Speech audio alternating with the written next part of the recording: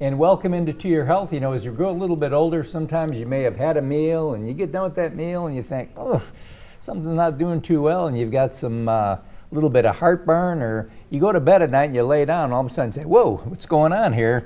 And you may have a thing called acid reflux. Well, there's things inside your system that can be looked at to make sure that nothing is going wrong, but more importantly, it can be corrected. And our guest today is Dr. Patel, and you are a gastroenterologist with the new UAB, University of Alabama School of Medicine that's here in Montgomery, Alabama. And it's a wonderful clinic, isn't it? It is.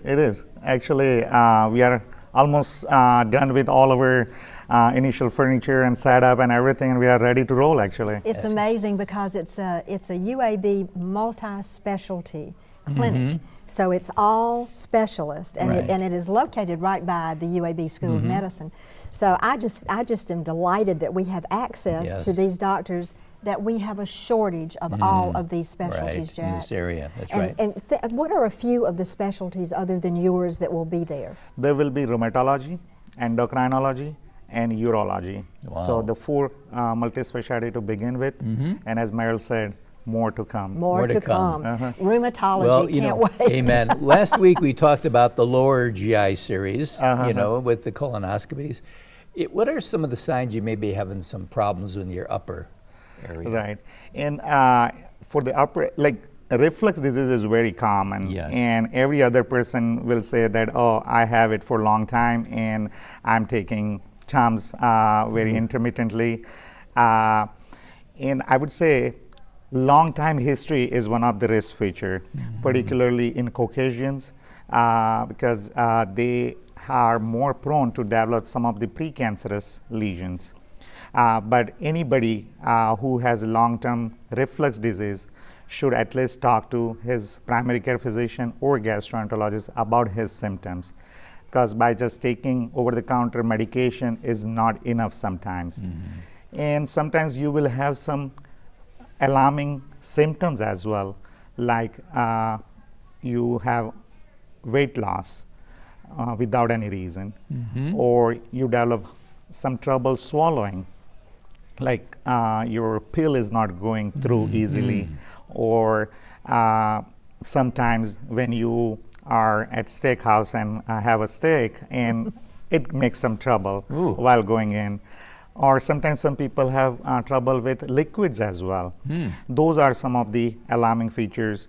At that point, you should definitely talk to your physician that, well, I have a reflux and I'm developing, these are the other symptoms along with it, because it needs to be seen endoscopically to find out whether you have any worrisome findings inside.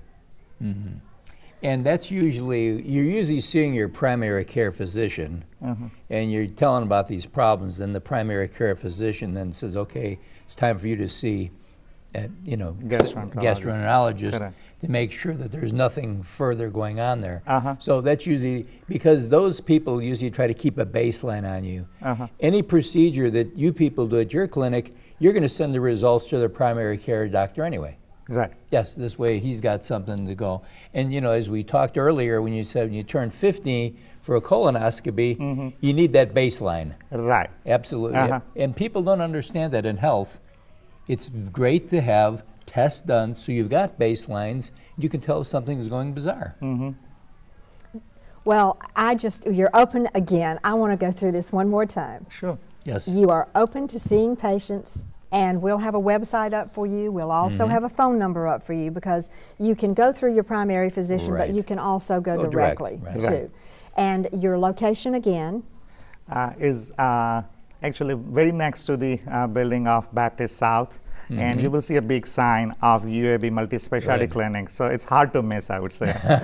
Well, it's just wonderful to have a multi-specialty clinic. We are delighted to have you and your wife, who also is a doctor, and you're going to be making your home. So when you do a colonoscopy, does your wife put the person to sleep? Correct. You work hand in hand. Yeah. Good. Yes. Well, that makes for a good team. Absolutely. Yeah. Thank you so much for being with us, and take care of yourself, take care of your health, and we'll be right back.